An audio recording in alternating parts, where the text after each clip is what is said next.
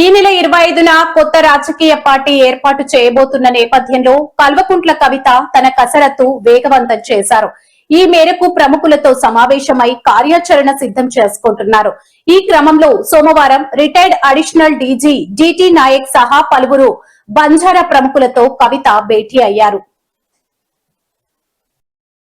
కొత్త రాజకీయ పార్టీ ఏర్పాటు, తెలంగాణలో బంజారా సమాజం కోసం ఎలాంటి కార్యక్రమాలు చేపట్టాలని ఆరా తీశారు.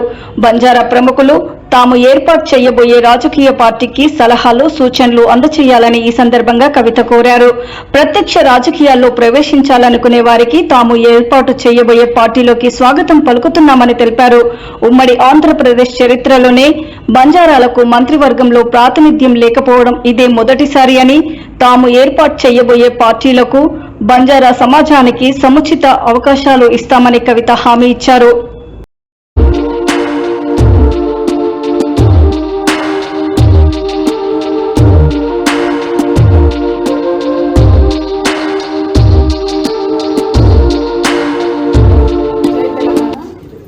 ఇవాళ ప్రొఫెసర్ అన్సారీ గారు లింగ్విస్టిక్స్లో ప్రొఫెసర్గా ఉన్నారు ఉస్మానియా యూనివర్సిటీలో.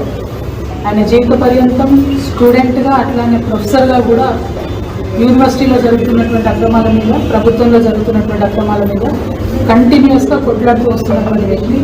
మరి తను 2023లో రిటైర్ అయితే ఇంతవరకు రిటైర్మెంట్ బెనిఫిట్స్ ఇవ్వకుండా ఉంటే మరి మొత్తం కుటుంబం కూడా ఇవాళ ఇబ్బంది పడుతున్నటువంటి పరిస్థితి ఉన్నది. తనకు తీవ్ర అనారోగ్యం ఉంటే క్రౌడ్ ఫండింగ్ చేసి డబ్బులు రిలీజ్ చేయాల్సిన పరిస్థితి వచ్చింది. కానీ ప్రభుత్వం మాత్రం ఇంతవరకు పెన్షన్ ₹1 కూడా రిలీజ్ చేయకపోవడం చాలా దారుణం. ఇటువంటి ప్రొఫెసర్లు దాదాపుగా 143 మంది కూడా వెయిట్ చేస్తూ ఉన్నారు రిటైర్మెంట్ బెనిఫిట్స్ రావాలని. వారందరి బెనిఫిట్ కోసం తొందరగా ప్రభుత్వం మరి ఆ డబ్బు విడుదల చేయాలని చెప్పి నేను డిమాండ్ చేస్తూ ఉన్నాను. सबको मेरा सलाम। हम आज हॉस्पिटल में हैं। प्रोफेसर अंसारी साहब बीमार हैं। ये प्रोफेसर अंसारी साहब अपने जीवन भर स्टूडेंट्स के लिए काम करते आए हैं। उस्मानिया यूनिवर्सिटी के स्टूडेंट भी रह चुके हैं और उस्मानिया यूनिवर्सिटी में वो प्रोफेसर भी रह चुके हैं। रिटायर होने के बाद 2023 से लेकर आज तक उनके रिटायरमेंट बेनिफिट्स जो है आज तक हुकूमत ने रिलीज़ नहीं किए। अब वो बहुत ही बेहद बीमार है, तो सारे दुनिया भर के लोगों से उनके बच्चियों ने पैसे इकट्ठा करके वैसे तो उनके इलाज करवाया, लेकिन वो नौबत नहीं आती थी अगर सरकार हुकूमत सही टाइम पे उनका रिटायरमेंट बेनिफिट देती थी। उनके जैसे एक 143 प्रोफेसर्स और हैं जो अपने रिटायरमेंट बेनिफिट्स के लिए वेट कर रहे हैं। तो हम हुकूमत से ये डिमांड करते हैं अब जल्द से जल्द जो रिटायरमेंट बेनिफिट्स है ऐसे प्रोफेसर्स के हैं, टीचर्स के हैं, बहुत सारे गवर्नमेंट एम्प्लॉयज़ के हैं, वो तुरंत आप रिलीज़ कीजिए और उनके फैमिलीज़ के साथ खड़े हो जाइए और उनकी हिम्मत बढ़ाइए। Thank you. जय तेलंगाना।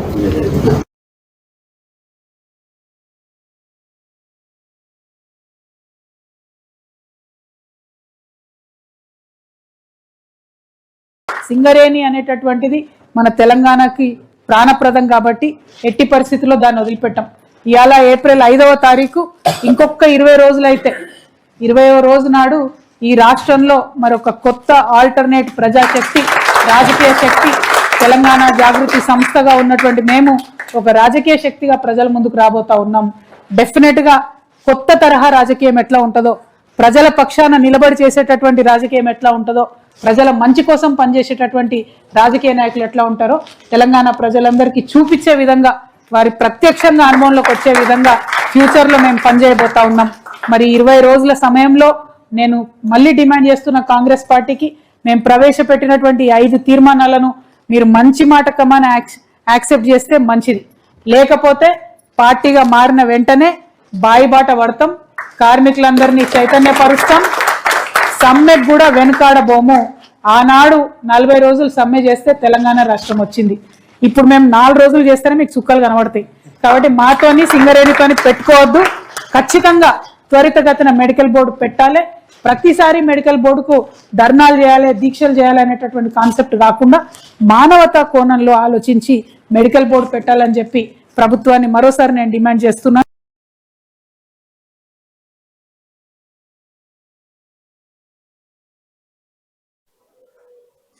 మానవత్వం మంటగలిసింది. కల్మషం లేని చిన్నారి చిరునవ్వు ముందు ఒక జామకాయ విలువ ఎక్కువైపోయింది. కేవలం తన పెరట్లోని జామకాయ కోసిందన్న కక్షతో ఒక వ్యక్తి పసిపాప అని కూడా చూడకుండా ప్రదర్శించిన పైశాచికత్వం ఇప్పుడు రాష్ట్ర వ్యాప్తంగా సంచలనంగా మారింది. గ్రామానికి చెందిన యాకూబ్ అనే వ్యక్తి తన పెరట్లోని జామ చెట్టు నుంచి కాయలు కోసిందని ఓ చిన్నారిపై విరుచుకుపడ్డాడు. ఆ పసిపాపను పట్టుకొని తప్పించుకోకుండా చేతులు వెనక్కి విరిచి ఒక స్తంభానికి గట్టిగా కట్టేశాడు. భయంతో వణికిపోతూ కన్నీళ్లతో తనను వదిలేయమని వేడుకున్నా ఆ పాపపై కనికరం చూపలేదు. అంతటితో ఆగకుండా అత్యంత అసహ్యకరంగా ఆ చిన్నారి ముఖమంతా కోడి విసర్జితాన్ని అనగా కోడి పెంట పూసి వికృతానందం పొందాడు. ఈ అమానుషాన్ని చూసి చుట్టుపక్కల వారు బాటసారులు అడ్డుకోవడానికి ప్రయత్నించగా నిందితుడు యాకూబ్ ఏమాత్రం పశ్చాత్తాపం లేకుండా వారిపై కూడా ఎదురుదాడికి దిగాడు. నా చెట్టు కాయలు కోస్తే మీకేంటి అంటూ నిసిగ్గుగా వాదించి తన పైశాచికత్వాన్ని సమర్థించుకున్నాడు. ఒక జామకాయ విలువ ఆ పసిపాప ఆత్మ గౌరవం కంటే ఎక్కువైందా అని స్థానికులు కన్నీటి పర్యంతమవుతున్నారు. ఈ ఘటనకు సంబంధించిన వీడియో సోషల్ మీడియాలో వైరల్ కావడంతో పోలీసులు తక్షణమే స్పందించారు.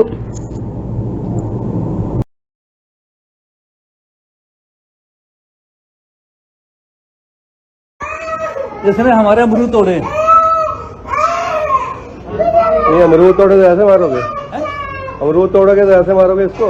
अच्छा आप इसको नहीं इसको ऐसे ट्रीट करोगे? चोरी करेंगे बच्चे, चलो आपके साथ में कहाँ करोगे? बच्चे चोरी करेंगे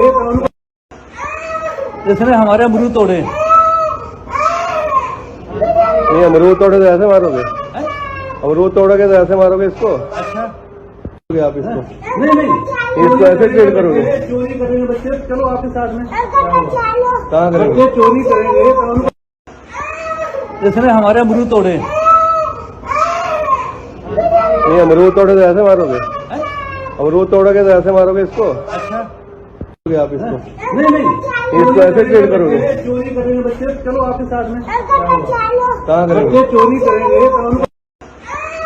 जिसने దేశంలోని యువత క్రీడా మైదానాలను ఎందుకు వదిలేసిందన్న అంశంపై ప్రతి ఒక్కరూ ఆలోచించాల్సిన అవసరం ఉందని ముఖ్యమంత్రి రేవంత్ రెడ్డి అభిప్రాయపడ్డారు. యువతను సరైన మార్గంలో పెట్టకపోతే దేశం ప్రమాదకర పరిస్థితులకు నెట్టివేయబడుతుందని ఆందోళన వ్యక్తం చేశారు.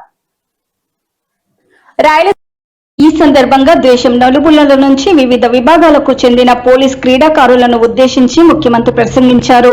యువత నెమ్మదిగా క్రీడలకు దూరమవుతున్నారు. క్రీడా మైదానాలను వదిలిపెట్టి యువత తప్పు చేస్తున్నారు. దేశం కోసం ఏమైనా చేయడానికి మనందరం సిద్ధంగా ఉండాలి. యువత సరైన దశలో వెళ్లకపోతే భవిష్యత్తు ప్రమాదకరంగా మారుతుంది అని హెచ్చరించారు. క్రీడాకారులను ప్రోత్సహించడానికి తెలంగాణ ప్రభుత్వం అన్ని విధాలుగా సిద్ధంగా ఉంది. క్రీడాకారులను తయారు చేసి దేశ ప్రతిష్టను నిలబెట్టాలి. యువతను క్రీడల్లో ప్రోత్సహించండి అని పిలుపునిచ్చారు. నా మనవడి ఈ రోజు అక్షరాభ్యాసం కూడా మీ జిల్లా బాసర్లో సరస్వతి ఆలయంలో ఈ రోజు ఉదయం అక్షరాభ్యాసం చేయించి ఈ ఆదిలాబాదు ప్రాంతానికి ఉన్న ఒక పవిత్రతను ప్రజలందరికీ తెలియజేసే విధంగా ఒక ప్రయత్నం చేసినాం. ఇవాళ నేను ఈ వేదిక మీద నుంచి మాట ఇస్తున్నా. ఇప్పుడు ప్రారంభించిన సాగునీటి ప్రాజెక్టులే కాదు, తుమ్మిడేటి నుంచి ప్రాణహిత చెవెళ్ల ప్రాజెక్టును తిరిగి ప్రారంభిస్తాం. ఆదిలాబాదుకు నీళ్లు ఇచ్చి ఈ ప్రాంతాన్ని సస్యశ్యామలం చేసే బాధ్యత మా ప్రభుత్వం తీసుకుంటుంది. మా సాగునీటి పారుదల శాఖ మంత్రివర్యులు ఉత్తమ్ కుమార్ రెడ్డి గారు సర్వేలు చేపిస్తున్నారు, అంచనాలు సిద్ధం చేస్తున్నారు. తొందరలోనే ప్రాణహిత చెవెళ్ల తుమ్మిడేటి దగ్గర ప్రారంభించి ఆదిలాబాదు ప్రాంతానికి నీళ్లు అందించి తాగునీరు సాగునీరు సమస్యను పరిష్కరించే ప్రాజెక్టును ప్రారంభించడానికి మళ్ళీ నేను ఇక్కడికి వస్తాను అని చెప్పి మా మిత్రులకు తెలియజేస్తున్నా. కొన్ని మండలాలు రెవెన్యూ డివిజన్లు లేకపోతే జిల్లాల గురించి కేంద్ర ప్రభుత్వం మండలాల సరిహద్దులు కానీ రెవెన్యూ డివిజన్ల సరిహద్దులు కానీ జిల్లా సరిహద్దులు మార్చొద్దని కేంద్ర ప్రభుత్వం ఆదేశాలు ఇచ్చింది. 2027 మార్చి 31 వరకు జిల్లా మండల రెవెన్యూ సరిహద్దులు మార్చడానికి అవకాశం లేదు. ఆ తర్వాత ప్రభుత్వం ఒక జ్యుడిషియల్ కమిషన్ వేసి ఇలాంటి సమస్యలన్నిటిని కూడా ఆ కమిషన్కి ఇచ్చి బోత్ ప్రాంతం రెవెన్యూ డివిజన్ గా మార్చాలని మిత్రులు అడిగినారు కదా. ఆ కమిషన్ ద్వారా ఆ రోజు ఈ సమస్యకు పరిష్కారం చూపించే ప్రయత్నం చేద్దాం. ఛాంపియన్షిప్ అందుకుంది.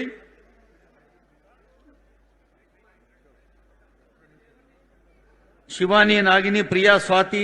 కొంతమంది కొన్నిసార్లు మైకు వస్తే చాలు ఏది మాట్లాడుతున్నాం, ఎందుకు మాట్లాడుతున్నాం, ఎప్పుడు మాట్లాడుతున్నాం, ఎలాంటి భాష వాడుతున్నామనే విచక్షణ కోల్పోయి ఏది పడితే అది మాట్లాడడం ద్వారా పేదలకు, దళితులకు, ఆదివాసులకు, గిరిజనులకు అన్యాయం జరుగుతుంది. ఇన్నవాడికి మాట్లాడడానికి వచ్చే నష్టం ఏం లేదు. ఈనాడు ఇందిరమ్మ ఇండ్లు కావచ్చు, అదే విధంగా 200 యూనిట్లు ఉచిత కరెంటు కావచ్చు, రైతు రుణమాఫీ కావచ్చు, రైతు భరోసా కావచ్చు, 500 రూపాయల సిలిండర్ కావచ్చు, ఉచితంగా ఆడబిడ్డలకు ఆర్టీసీ బస్సుల్లో ప్రయాణం కావచ్చు. ఇవేవి కూడా కాంగ్రెస్ కు ఓటేస్తేనే చేస్తామని అనలేదు. ఇవాళ ఈ రాష్ట్రంలో ఉన్న ప్రతి ఆడబిడ్డ 2 సంవత్సరాల 3 నెలలు దాదాపుగా 28 నెలల్లో పెళ్లి చేసినా, కొత్తగా పెళ్ళైనా, పిల్లనో పిల్లగాడో పుట్టాలంటే 9 నెలల్లో 10 నెలల్లో అవుతుంది కదా. కండరాలు తిరిగిన 6 అడుగులు పెళ్లి చేసినా 3 నెలల పిల్లల్ని పుట్టించగలడా? అయితే అదే సాధ్యం. దానికి ఒక ప్రక్రియ, ఒక విధానం ఉన్నది. పెళ్ళైన ఎవరికైనా 9-10 నెలలు పడుతుంది పండంటి పిల్లగాడినో బిడ్డనో చూడాలంటే. ఇవాళ బాజాబ్తో రోడ్డు మీదనే మమ్మల్ని తిడుతురు. ఏమన్నా అన్నామా? ఎప్పుడన్నా ఏమన్నా అన్నామా? ఎన్ని మాటలు మాట్లాడుతురు? ఏమన్నా ఎవరి మీద ఏమన్నా కేసులు పెట్టామా? ఎవరు నన్ను సతాయించినామా? అందుకే ఈనాడు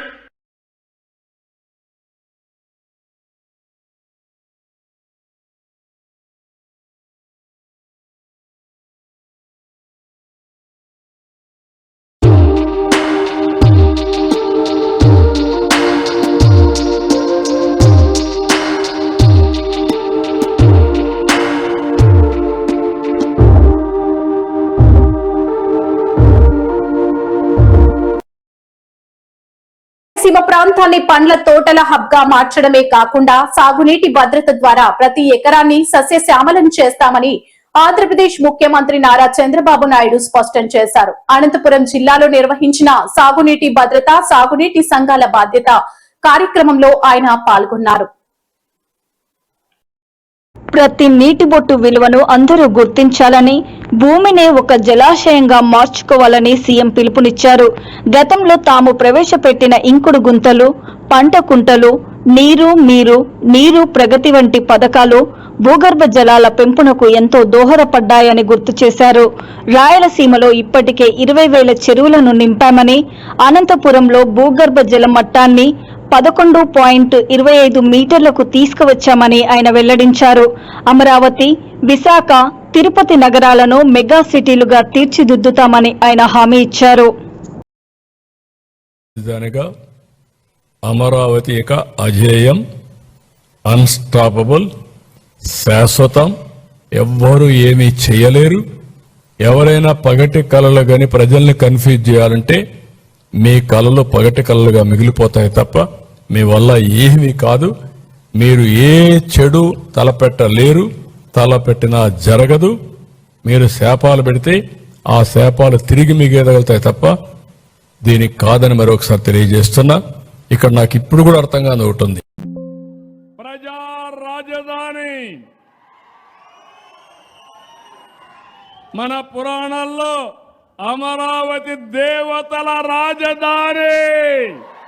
గడిచినటువంటి 21 నెలల్లో 20 లక్షల కోట్ల రూపాయలు పెట్టుబడులు వచ్చి 23 లక్షల మందికి ఉద్యోగాలు వచ్చే అవకాశం వస్తా ఉంది.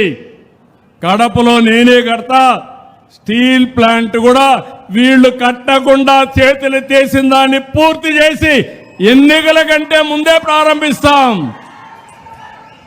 ఇలాంటివన్నీ మనం చేస్తే వీళ్ళు రాష్ట్రం మీద పగబెట్టి, ఒకప్పుడు అనంతపురం జిల్లాలో చెట్లే ఉండేటివి కాదు, కొండలన్నీ బోడుగా ఉండేటివి. ఇప్పుడిప్పుడే ఎక్కడికక్కడ చెట్లు కూడా బాగా వచ్చే పరిస్థితి వస్తా ఉంది. ఇసుక నేను ఫ్రీగా ఇమ్మన్నాను. We are losing heavily. ఒకటి అడుగుతున్నా, మీరు ఏ రీచ్కైనా వెళ్ళి మీరు సొంతంగా మీ ట్రాక్టర్లో తీసుకుపోతానంటే ఎవరైనా అబ్జెక్ట్ చేస్తున్నారా? చేస్తున్నారా? ఎక్కడా? నేను ఐఎమ్ వెరీ క్లియర్. అక్కడ జరిగితే మాత్రం నీ ఉద్యోగం పోయిందా? నేను ఒక పద్ధతి ప్రకారం చేసినప్పుడు ఏ ఒక్క వ్యక్తికి నష్టం జరగకూడదు. కలెక్టర్ కూడా చెప్తున్నా, ఏ ఒక్కరూ అడ్డుపడకూడదు. ఇసుక అనేది స్వేచ్ఛగా తీసుకుపోయి మీకు అవసరమైన కొద్దికి మీరు వాడుకోవచ్చు. వేరే రాష్ట్రాలకు పంపడానికి వీలు లేదు, స్మగ్లింగ్ చేయడానికి వీలు లేదు. కానీ మీరు రాలేకపోతే దేశ రాజధానిగా అమరావతి ఇక అజేయం, అన్స్టాపబుల్, శాశ్వతం, ఎవ్వరూ ఏమీ చేయలేరు. ఆచరణ సాధ్యం కాని అమరావతికి మావిగన్ పేరుతో వైఎస్ జగన్ సూచించిన ప్రత్యామ్నాయ మార్గంపై రాష్ట్రంలో లోతుగా చర్చ జరుగుతోందని, దాని నుంచి ప్రజల దృష్టి మళ్లించడం కోసమే శిఖండి లాంటి ఏబీఆర్ రాధాకృష్ణను రంగంలోకి దించి చంద్రబాబు క్షుద్ర రాజకీయాలు చేస్తున్నాడని రాచమల్లు శివప్రసాద్ రెడ్డి ధ్వజమెత్తారు. జర్నలిజం ముసుగులో అక్షర వ్యభిచారం చేస్తూ చంద్రబాబుకి బ్రోకరిజం చేస్తున్న ఏబిఎన్ రాధాకృష్ణ ఇంకోసారి నోరు జారితే నాలుక కోసి ఉప్పు కారం పెట్టి ఊరగాయ పెట్టడం ఖాయమని ఆయన హెచ్చరించారు. ఒళ్ళు కొవ్వెక్కి కళ్ళు మూసుకుపోయి మాట్లాడుతున్న రాధాకృష్ణ భవిష్యత్తులో మూల్యం చెల్లించుకోవడం ఖాయమని ప్రొద్దుటూరులో మీడియాతో మాట్లాడిన మాజీ ఎమ్మెల్యే రాచమల్లు శివప్రసాద్ రెడ్డి స్పష్టం చేశారు.